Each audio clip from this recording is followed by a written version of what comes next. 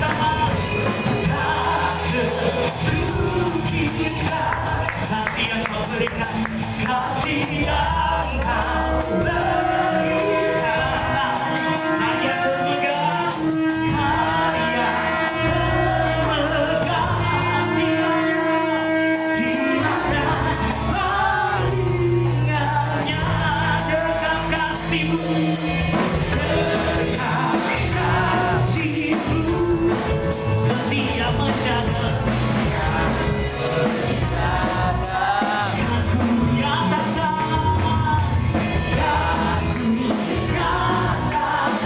bahwa Yesus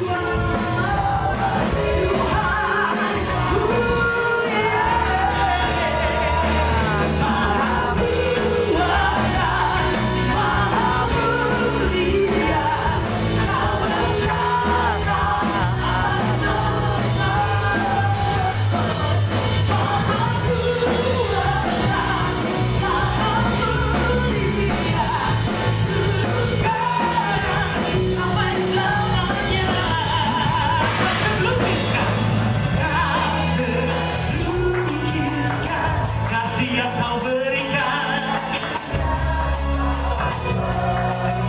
kaya temegang, kaya temegang,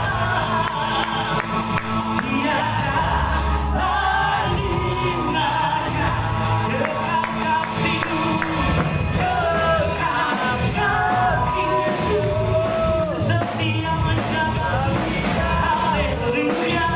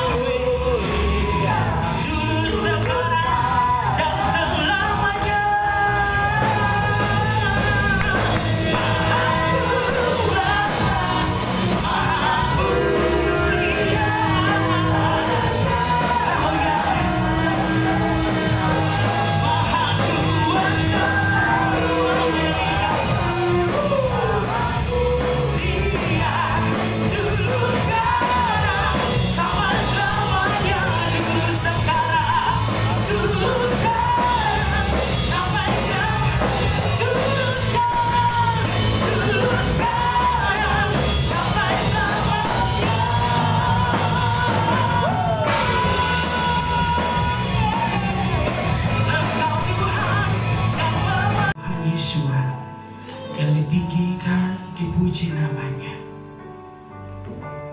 Terima kasih Bapa. Haleluya.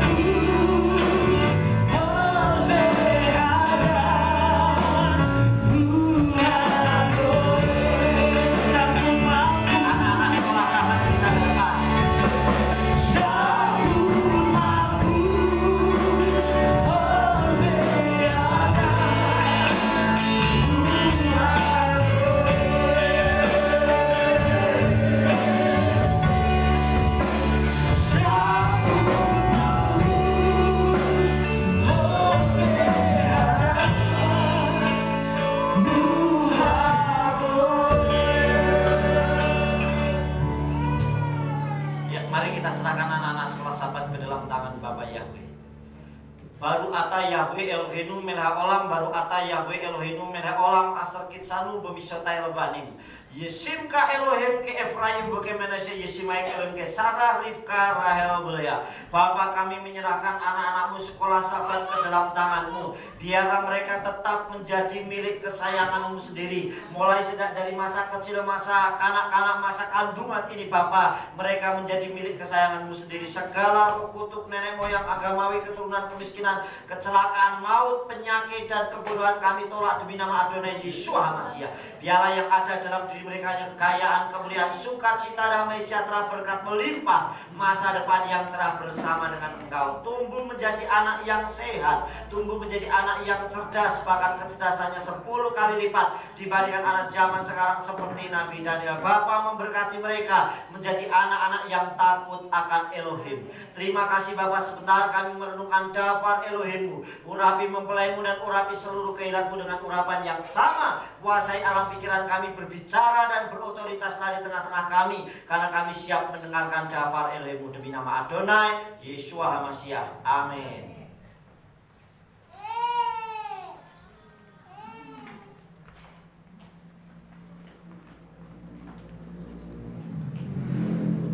Ya.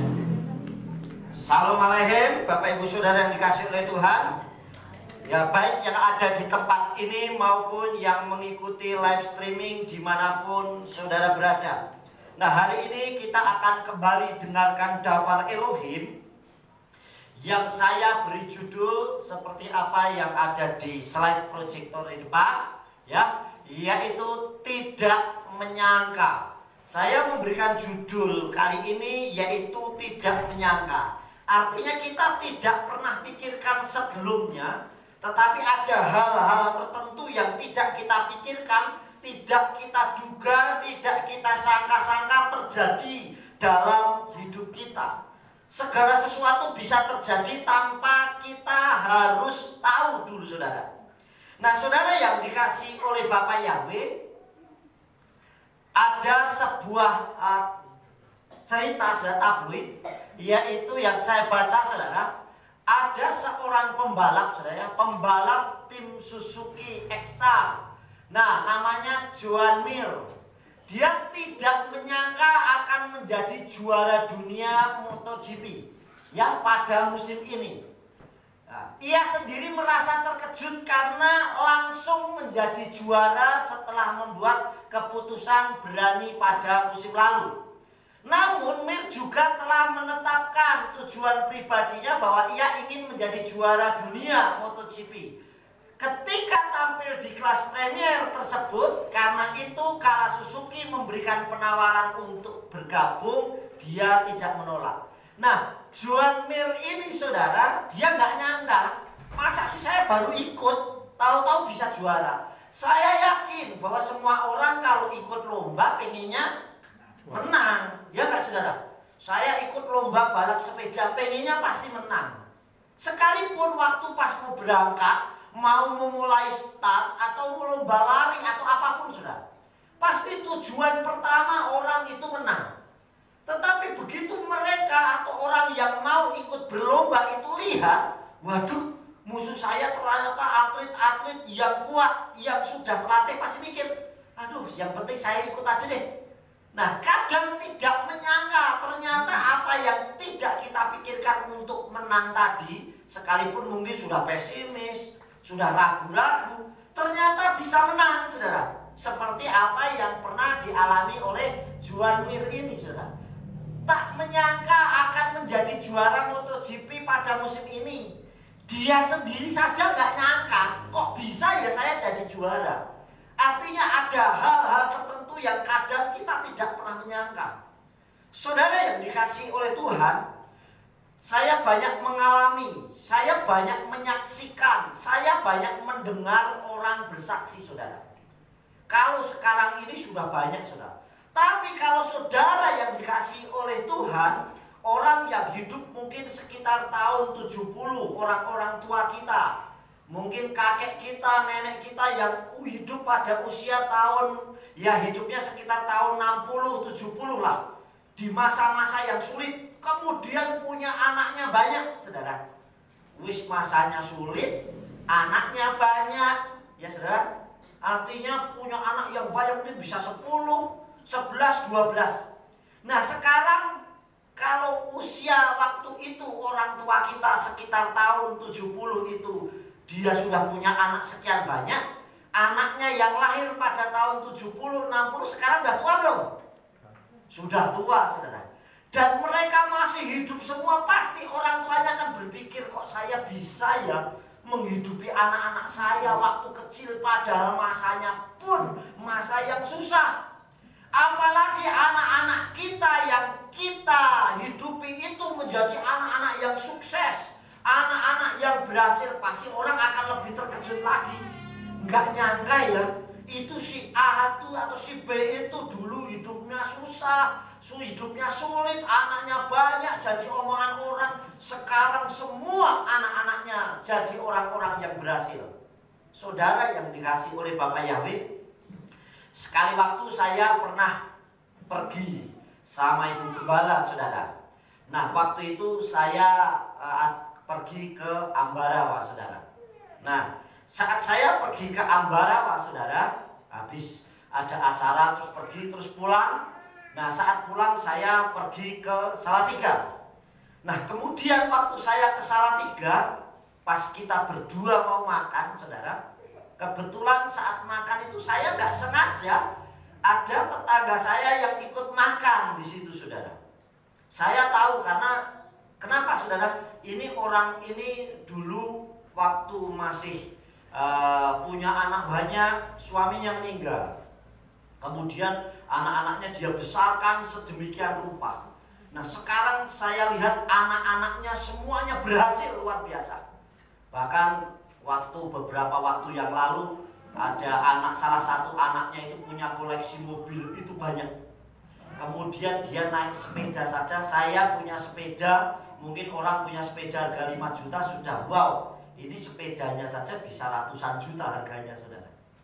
Nah waktu selesai ngobrol-ngobrol, saya bilang yes, saya bilang ngobrol-ngobrol gitu, saya pulang mau bayar, saya dibayarin, saudara. Sudah, waduh, saya bilang saya jadi gak enak. Jadi saudara, karena mungkin memang karena kita tetangga yang baik, saudara. Nah Bapak Ibu saudara, orang kadang gak nyangka, saudara yang kasih Tuhan, bahwa kehidupan kita yang dahulu sedemikian rumah mungkin jadi bahan omongan orang banyak, kita jadi gunjingan orang banyak, tetapi Tuhan sanggup membalikkan. Amin.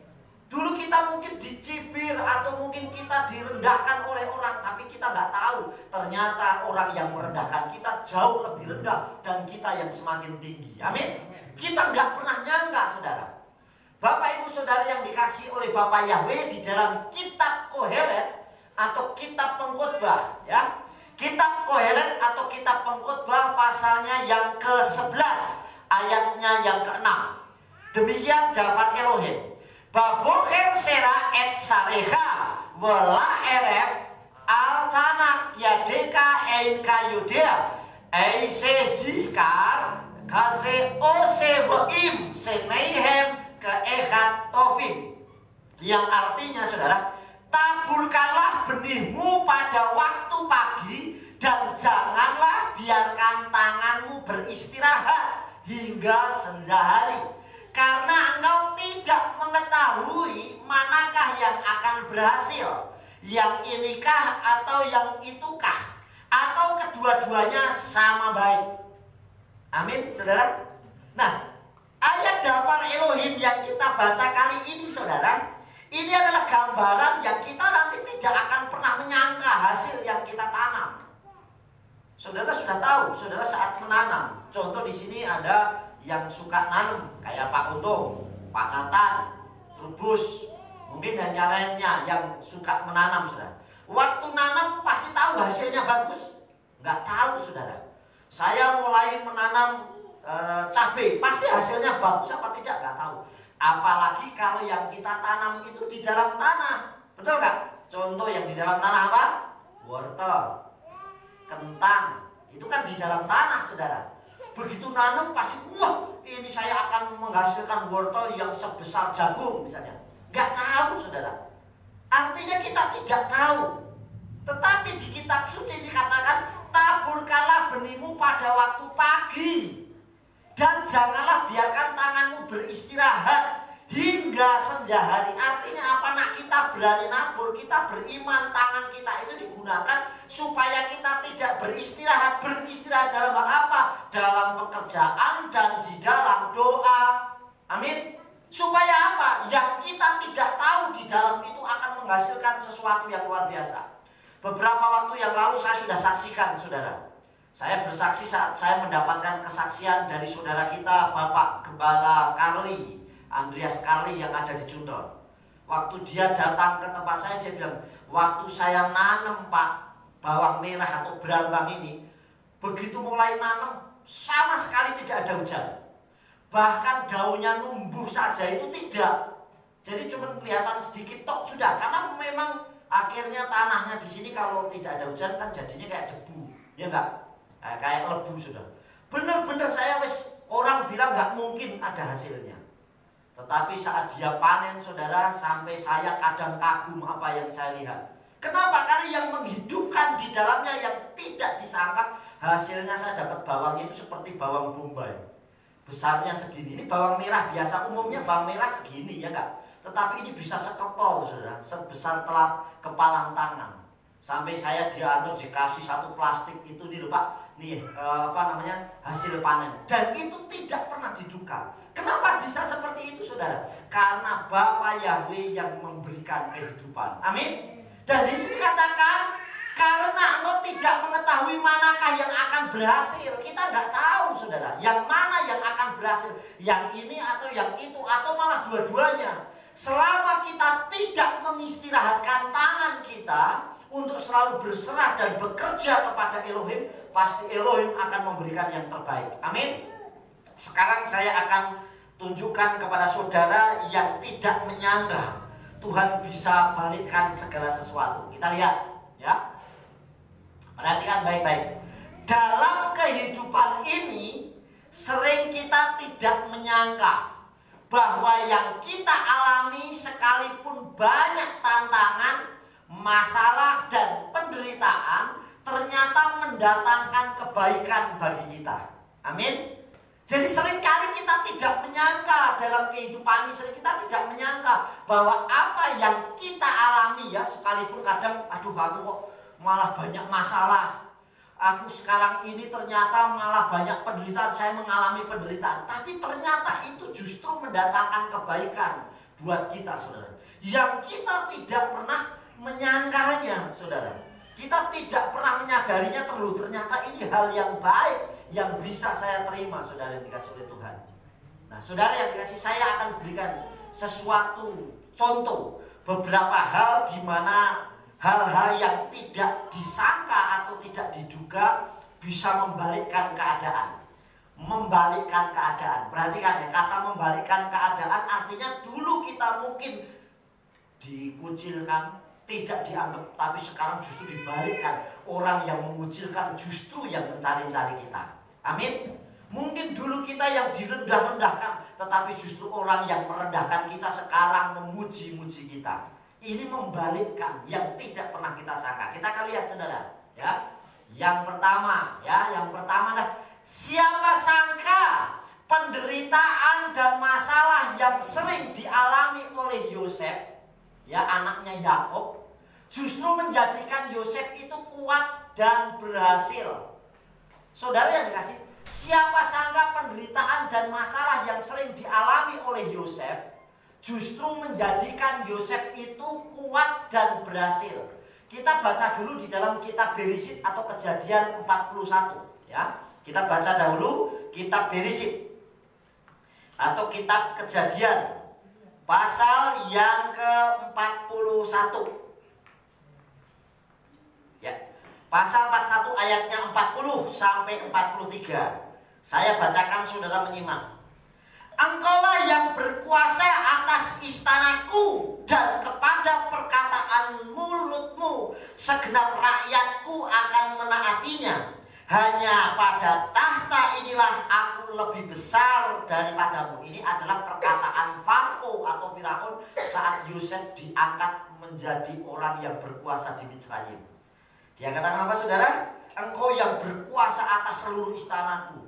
Yang membedakan hanya tahtanya saja, tapi semuanya dalam kuasanya Yosef. Kemudian dan berkatalah Farao atau Firaun kepada Yosef, lihatlah aku telah mengangkat engkau menguasai seluruh tanah Misraim. Menguasai seluruh tanah Misraim. Ayat 42. Maka Farao menanggalkan cincin meterainya, ya, dan dia memakaikannya pakaian dari lenan halus kepadanya dan menggunakan kalung emas pada lehernya. Nah, cincin emas di sini bukan hanya cincin sembarangan cincin. Cincin itu bagi raja itu semacam stempel. Paham saudara? Jadi artinya begitu dia memutuskan sesuatu di stempel pakai cincinnya berarti sah. Kalau sekarang semacam metre, paham ya? Dan yang punya hanya raja, nggak bisa saudara. Hanya dia itu semacam stempel. Jadi kalau sudah ada tulisan dikasih stempel metre melalui cincinnya itu, dia akan dipercaya bahwa ini pasti. Karena orang bisa membuat surat apapun, tapi stempel pasti hanya raja yang punya.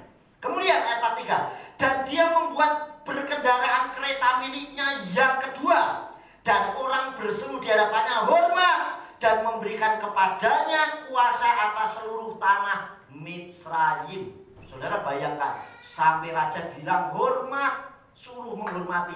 Nah, kita akan lihat apa yang terjadi saudara.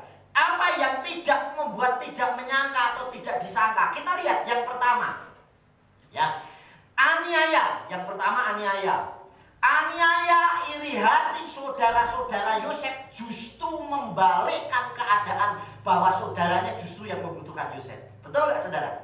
Dulu Yosef disia-sia, difitnah. Bayangkan sampai dia ngomong anakmu sudah mati dimakan binatang buas, berarti dipatekke. Coba kalau orang hidup dibilang dia sudah mati, apa nggak sakit hati saudara? Kemudian saudara, dia dianiaya, dimasukkan sumur, dan sumur itu penuh dengan binatang-binatang berbisanya. Belum sepanjang perjalanan dia digebukin, dipukulin sama orang-orang Midian dan Ismail yang waktu dia dijual. Belum begitu sudah sampai mengalami penderitaan. Siapa penyebabnya penderitaan itu? Saudaranya. Betul nggak saudara? Kakak-kakaknya yang harusnya melindungi dia, justru dia yang melakukannya. Tetapi saudara, justru membalikkan keadaan. Begitu terjadi kelaparan, justru kakak-kakaknya yang butuh. Ini kebanyakan seperti itu saudara. Saat kita naik, banyak orang yang memuji-muji, wah hebat. Tapi begitu terpuruk dijauhi, kamu sih salah, kamu sih begini, mulai penghujatan, penghakiman turun.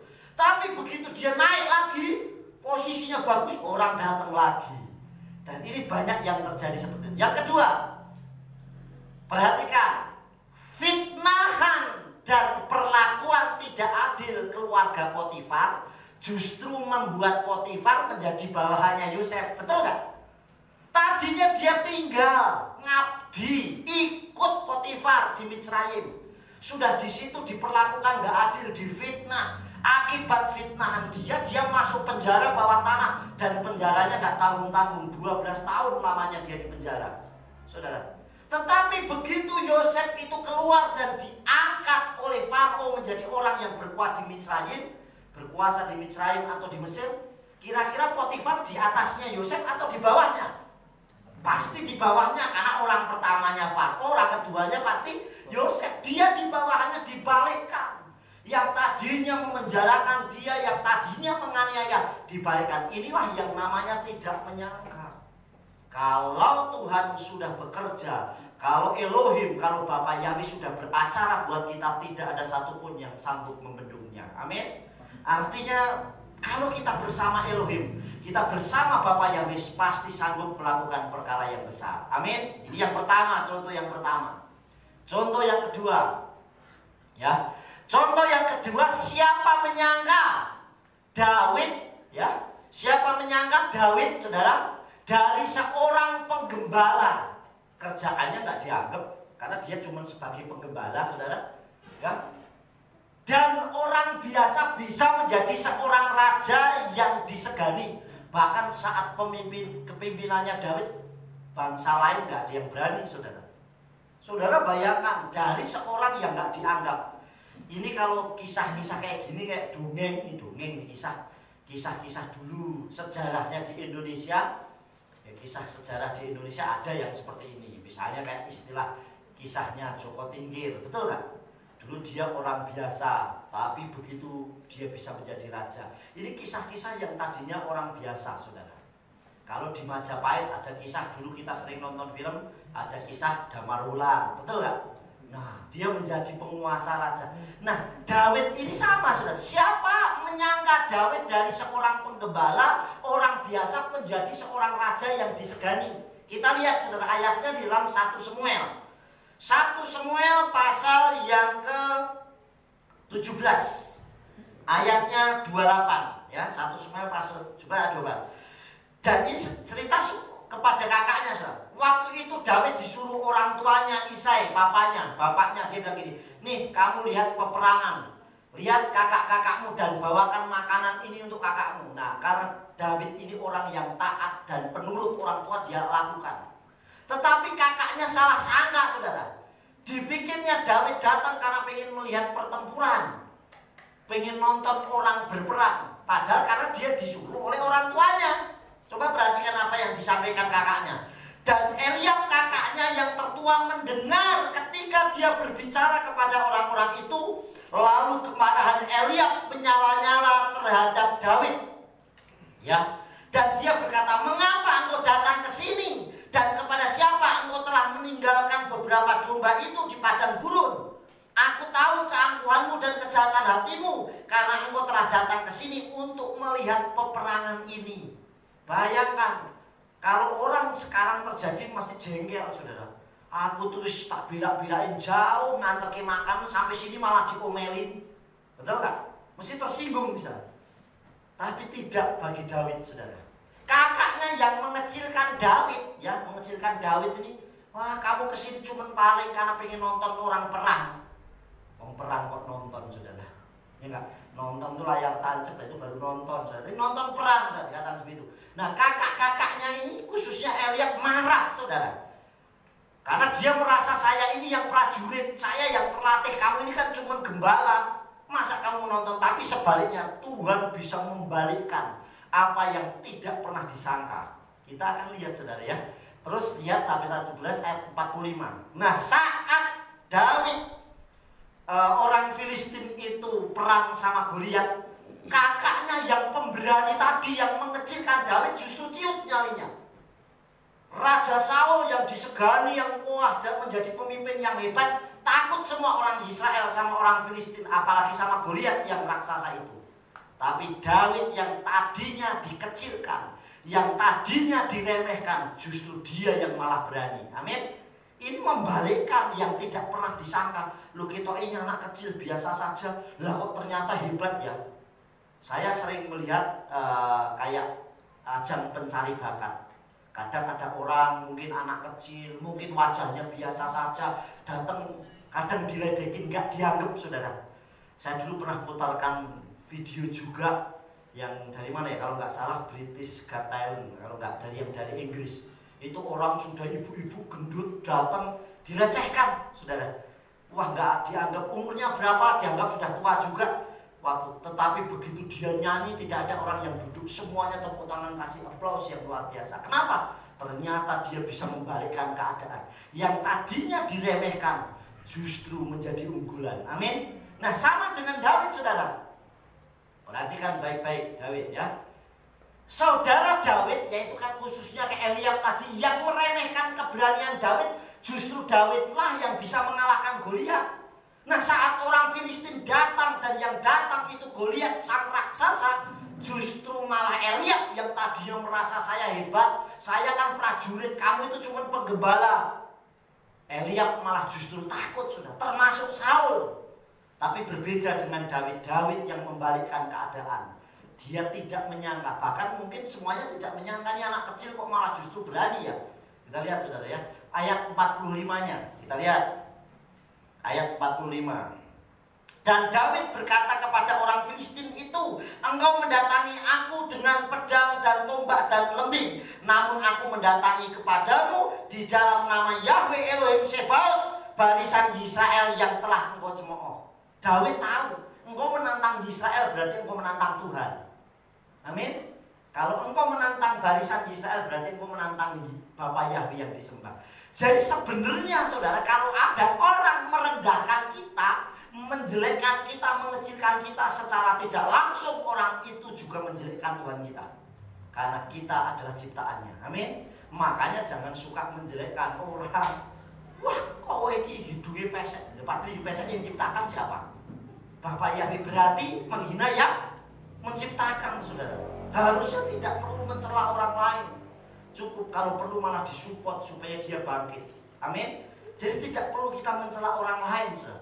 Nah, saudara Daud yang meremehkan keberanian Daud, tetapi justru Daudlah yang bisa mengalahkan Goliat.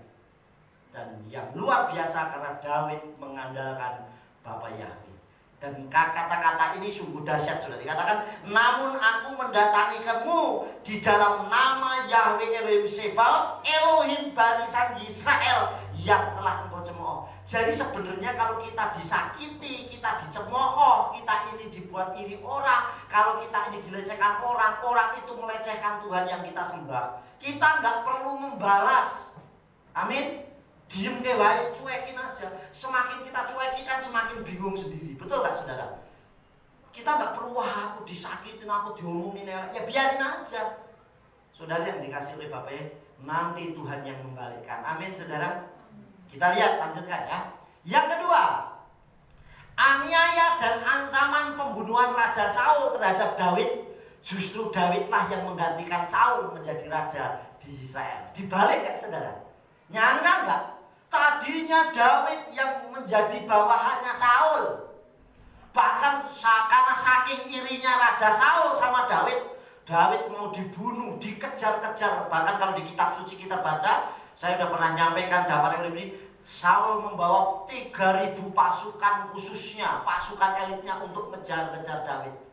Saudara, sampai di Gua Adulam, si Daud ini ngumpet, malah ketemunya orang yang senasib dengan dia. Orang kepahitan, orang pahit hati, orang susah, orang banyak hutang, ngumpul semua. Tetapi Daud di situ dibentuk oleh Tuhan. Dan akhirnya siapa yang menggantikan Saul? Daud, saudara. Dibalikan dulu mungkin Daud kalau ketemu Saul, aduh ya rajaku, ya paduka, ya Tuanku. Tapi dibalik justru Daudlah yang menjadi raja, menggantikan dia. Amin. Saudara yang dikasih oleh Bapa Yahweh, kita akan lihat banyak hal yang terjadi. Ini contoh yang kedua. Kita lanjutkan. Contoh yang ketiga. Siapa sangka Rabi Saul atau Rasul Paulus, ya, yang kita sering dengar dengan kata Paulus. Nah, siapa sangka Rabi Saul, seorang ahli Torah yang dulu berseberangan dengan dan menganiaya jemaat dan Rasul Yeshua Masiah, justru menjadi partner dan rasul dan melayani sampai kemana-mana. Dibalik gak? Dulu suka menganiaya jemaat Tuhan, dulu suka membunuh, mengejar-ngejar, menganiaya para rasulnya Yeshua Masiah. Salah satunya adalah Stefanus. Itu atas legalitasnya, saudara, sehingga Stefanus dirajam. Nah, Bapak Ibu Saudara yang dikasih oleh Bapak Yahweh, saudara perhatikan baik-baik. Kenapa saudara? Rabi Saul yang dulunya justru berseberangan dengan para rasul. Sehingga makanya wajar itu terjadi, saudara. Kita lihat ya. Di dalam kitab Sluhim atau Kisah Para Rasul 9. Kisah Para Rasul pasal 9. Ayatnya yang ke-26. Ya, saya bacakan. Dan setibanya di Yerusalem, Saulus mencoba bergabung dengan para talmid atau murid. Tetapi semuanya takut akan dia karena tidak percaya bahwa dia adalah seorang murid. Wajar gak? Ya wajar. Wong tadinya suka membenci kita, membunuh, menganiaya, tahu-tahu bertobat, orang mesti punya rasa takut, saudara.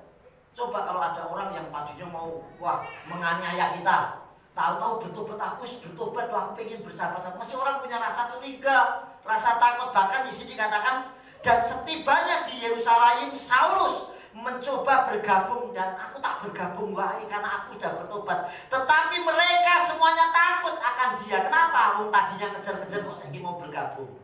Nggak nyangka saudara. Tapi kalau Ruach Kodes Tuhan bekerja, nggak ada satupun yang sanggup menghalanginya. Lanjut ya. Dan namun sambil menggandengnya, Barnabas membawanya kepada para rasul, dan dia menceritakan kepada mereka bagaimana di suatu jalan dia telah melihat Tuhan, dan bahwa dia berbicara kepadanya, dan bagaimana di Damaskus dia telah berbicara dengan berani nama Yesua. Akhirnya ada yang meyakinkan ini sudah bertobat, karena waktu di sana dia sudah cerita bagaimana Yesua itu Tuhan kita. Artinya dia sudah bersaksi.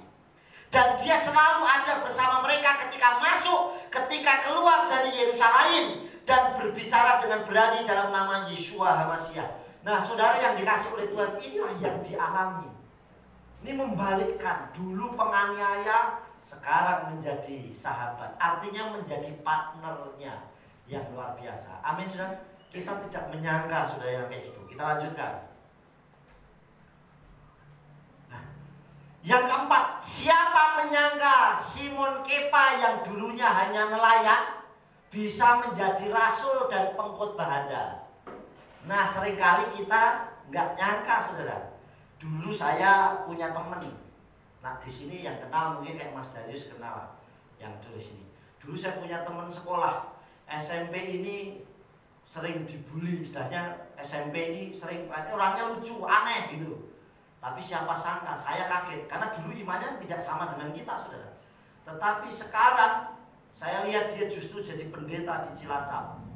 Wih, saya kaget juga. Waktu masuk grup SMP loh, dia sampai orang bilang Pak Pendeta. Dan katanya pernah masuk ke gereja sini. Dia orang Nogosaren, saudara. Ada kan? Nah, namanya Pak Samadi, saudara. Itu teman saya sekolah dulu, orangnya lucu. Aneh gitu, ini orang siapa sangka. Karena imannya saja dulu dengan kita beda, saudara. Tapi ternyata siapa sangka dia bisa menjadi pendeta. Saudara yang dikasih oleh Bapak. Nah inilah yang kita tidak tahu. Siapa menyangka Simon Kepa. Nah seringkali oleh sebab itu kita jangan pernah bilang, aduh aku tuh orang yang nggak bisa, saya nggak bisa apa-apa, saya doa aja nggak bisa, suara saya nggak bagus. Tapi kalau Tuhan pakai kita, kita bisa menjadi pengkhotbah yang luar biasa. Amin. Kita bisa memberitakan justru ini ada orang gelarnya sudah panjang, ini nak khotbah nggak ngerti. Jemaatnya tadi khotbah apa? Wah nggak tahu, bahasanya sangat tinggi, pinter, aku nggak ngerti tadi khotbah apa. Tapi ada orang yang sederhana mungkin biasa-biasa saja, tapi begitu khotbah banyak yang mengena. Amin. Contohnya siapa? Simon Kepa atau Petrus. Siapa dia sekolah teologi?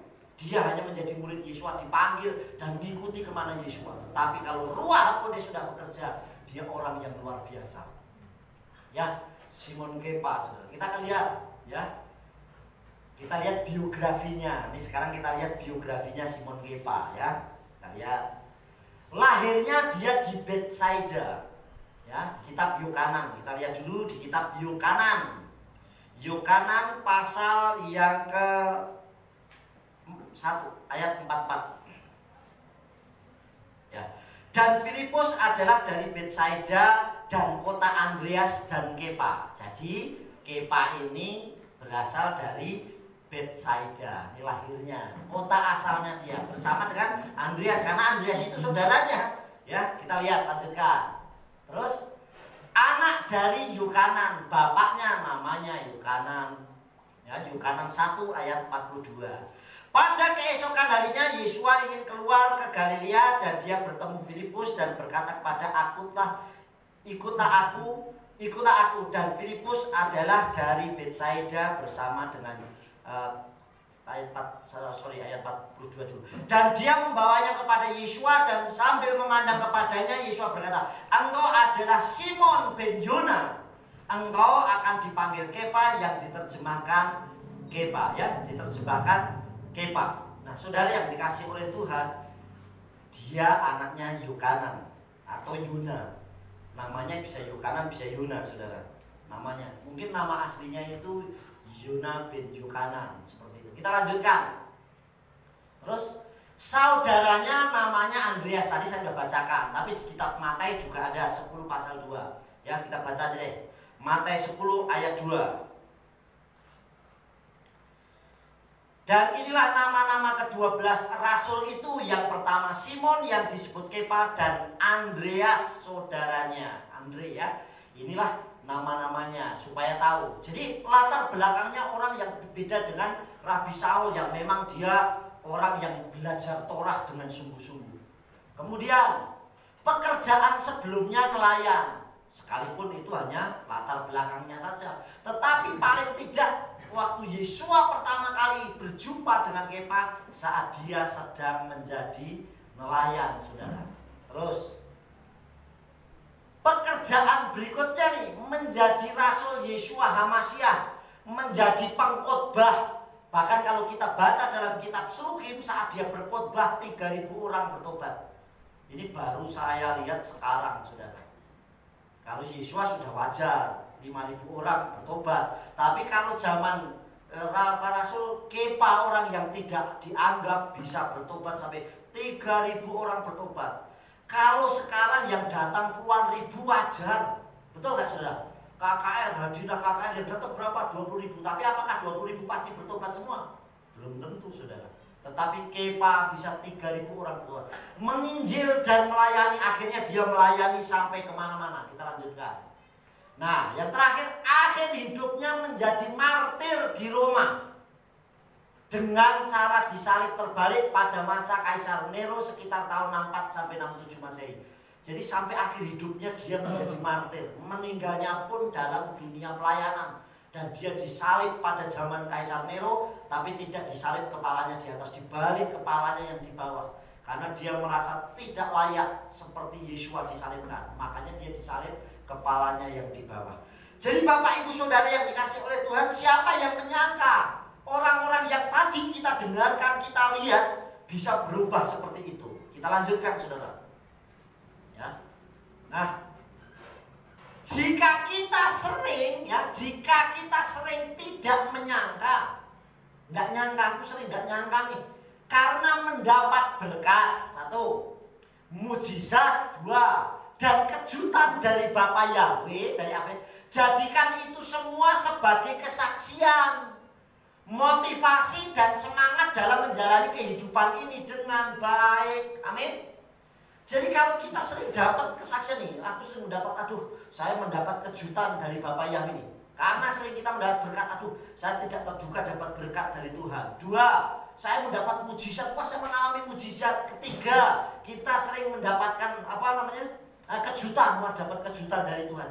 Itu jadikan kesaksian, jadikan motivasi. Begitu kita menghadapi masalah, Tuhan pasti tolong saya. Karena dulu jauh lebih berat pun Tuhan tolong saya. Amin. Sekarang saya punya pergumulan, punya permasalahan, pasti jauh Bapak Yahweh tolong saya. Amin. Dulu waktu saya sakit, harusnya saya dioperasi, gak jadi dioperasi. Dulunya saya sakit, harusnya saya sudah meninggal, saya tidak meninggal. Masa saya cuma flu saja, saya sudah bingung. Nah, artinya itu jadikan kesaksian dan motivasi untuk semangat dalam menjalani kehidupan. Semakin saya semangat, saya pasti dipulihkan, saya pasti bangkit, saya pasti berhasil. Ini yang terjadi. Kita akan lihat cara yang pertama. Bagaimana caranya supaya itu menjadi kesaksian? Yang pertama, tetap melakukan yang baik sebagai ciri anak Elohim. Orang mungkin sama pengajarannya, tetapi yang harus membuat beda, anak Elohim itu selalu baik dan akan tetap baik. Amin. Kita diperlakukan, kalau kita sering mendengar orang dunia bilang begini, sudah, kowe baik aku akan baik sama kamu. Itu biasa, betul gak? Neng kowe kok jahat aku akan semakin jahat, betul. Itu juga sering kita dengar. Tapi Tuhan ngajarnya gak gitu. Kamu baik sama aku akan jauh lebih baik sama kamu. Tapi kamu jahat sama aku tetap baik sama kamu. Amin. Itulah cirinya anak Elohim. Amin. Cirinya anak Tuhan, kowe mbok jahat aku tetap baik kok. Kamu terus menganiaya aku tetap baik, tetap berdoa buat kamu. Ini yang membedakan, saudara. Oleh sebab itu yang ke-1, tetap melakukan yang baik sebagaimana cirinya. Kenapa? Karena cirinya Yesua itu ajarannya, saudara, yang dikasih oleh Tuhan, kasih. Saudara perhatikan baik. Yesua beberapa kali menangis. Yang pertama, waktu dia ketemu Lazarus atau El-Azhar. El-Azhar sudah mati 4 hari. Begitu dia menangis. Kenapa dia menangis? Dia tahu bagaimana kesedihan saudaranya. Betul kan? Yesua ikut menangis. Kemudian Yesua menangis lagi. Kapan waktu Yesua menangis? Saat dia memasuki Yerusalem. Kenapa begitu? Dia pada Yesua waktu masuk Yerusalem dilulukan, Hosiana bin Daud, Hosiana bin Daud. Dia katakan, baru haba bisem Yahweh, Hosiana bin Daud, diberkatilah dia yang datang dalam nama Yahweh. Dan selamatkanlah kami. Dikatakan, selamatkan kami ya putra Daud. Saudara, semuanya begitu. Tapi Yesua nangis kenapa? Karena nanti dari mulutmu kamu akan ganti ngomong, salibkan dia. Yang beda saudara, begitu Yesua melihat Yerusalem menangis, melihat El-Azhar dia menangis. Waktu dia Lazarus itu sudah meninggal. Tapi kenapa waktu Yesua disalib dia tidak menangis? Ada ayatnya? Waktu Yesua disalib, Yesua teriak-teriak, tolong, tolong, enggak. Yesua teriak, aduh nangis Tuhan sakit, enggak. Kenapa Yesua nangis? Karena Yesua menangis buat orang lain, buat dirinya sendiri. Amin. Menangisi umatnya, menangisi kita karena saking mengasihinya kita. Amin. Saudara yang dikasihi oleh Bapak yang mari kita doakan, kita saling mendoakan. Justru kalau kita diperlakukan gak adil, kita doakan, saudara. Kita lanjutkan. Ini ayatnya ya, kita lihat ayatnya. Tehillim atau Mazmur 125 ayatnya yang keempat. Dikatakan Hetiva Yahweh latofim beli sarim beli botam.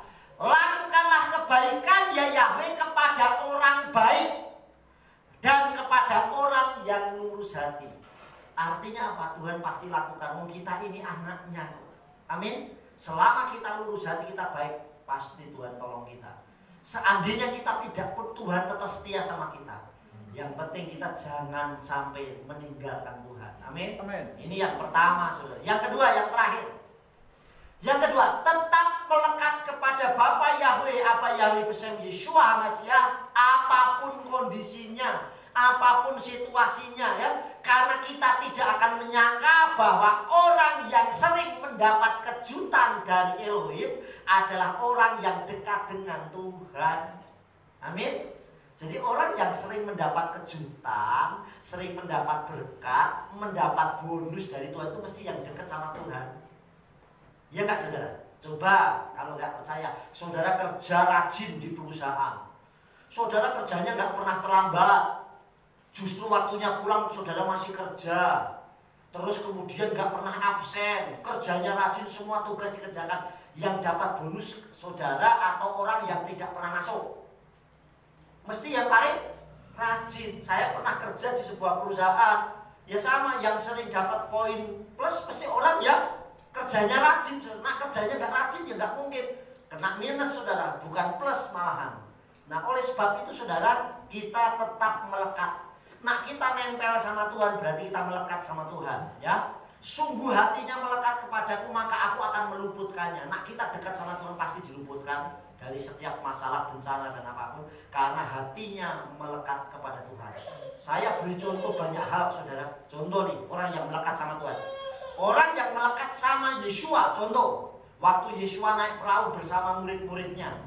Nih, Yesua naik murid, terus Yesua tertidur, diserang dengan gelombang angin yang besar. Muridnya takut. Yesua tolong nggak?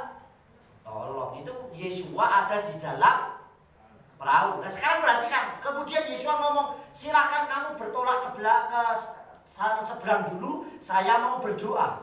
Nah waktu talmitnya muridnya itu berangkat ke danau itu saudara, kemudian diserang lagi gelombang. Yesua ada di dalam nggak? Nggak kan? Nggak ada karena Yesua berdoa, betul nggak? Nah dia masuk ke perahu dan dia udah di tengah-tengah, saudara yang dikasih oleh Tuhan. Kemudian perahunya diserang gelombang. Sekarang saya tanya, yang jadi nelayan itu Yesua apa muridnya? Nah, harusnya namanya nelayan mesti ngerti dong, betul nggak? Wah ini gelombangnya besar, saya tak caranya begini menghadapi gelombang. Kalau yang nggak nelayan ya nggak berani saudara. Tapi muridnya apa yang terjadi? Takut. Nah waktu Yesua berdoa, Yesua berjalan di atas air saudara. Ngunjungin siapa? mengunjungi muridnya. Artinya sekalipun waktu itu kita tidak bersama Yesua, tetapi karena kita muridnya, kita anaknya, kita orang yang dikasihinya, dan selalu melekat dan nurut apa kata Yesua, silahkan engkau bertolak ke seberang dulu, aku berdoa. Karena muridnya itu manut, ngikut, Yesua datangi dalam gelombang itu. Amin. Sehingga Yesua berjalan, artinya Yesua mendatangi kita. Jadi ini pertolongannya. Jadi kalau yang nyuruh itu Tuhan, saudara nggak perlu takut. Orang Israel keluar dari Mitzrayim suruh ke tanah perjanjian, yang nyuruh siapa? Bapa Yahweh. Sekalipun ketemu dengan namanya laut, lautnya bisa dibelah. Amin. Dia bisa melewati sekalipun jalannya buntu. Mereka sampai di padang gurun, karena yang nyuruh Tuhan di padang gurun pun tetap disediain makanan. Kenapa? Karena yang nyuruh Bapa Yahweh. Amin. Jadi kalau kita nurut sama Tuhan, pasti Tuhan itu bereskan setiap pergumulan kita. Amin, saudara. Yang terakhir kita lihat ayatnya. Yesaya pasal 59 ayat 1. Kita baca bersama-sama ayat ini ya. 1, 2, 3. Henlo katsra yad Yahweh mehosia welo kafdah asno mismoa. Lihatlah, tangan Yahweh tidaklah kurang panjang untuk menyelamatkan, ataupun telinganya tidaklah berat untuk mendengar. Artinya apa? Tangan Tuhan itu pasti nolong kita. Amin. Dalam pergumulan apapun, karena tangan Yahweh tidak kurang panjang untuk menyelamatkan, untuk menolong kita. Dan telinganya tidaklah berat, tidak sulit untuk mendengar. Setiap kali kita berseru berdoa, pasti Tuhan tolong. Saudara, yang kadang kita nggak perlu ngomong saja, apapun yang menjadi kerinduan kita, Tuhan sudah tahu. Amin. Nah, oleh sebab itu lakukan. Apa yang tidak kita pikirkan, apa yang tidak kita sangka, justru Tuhan sanggup menyediakan.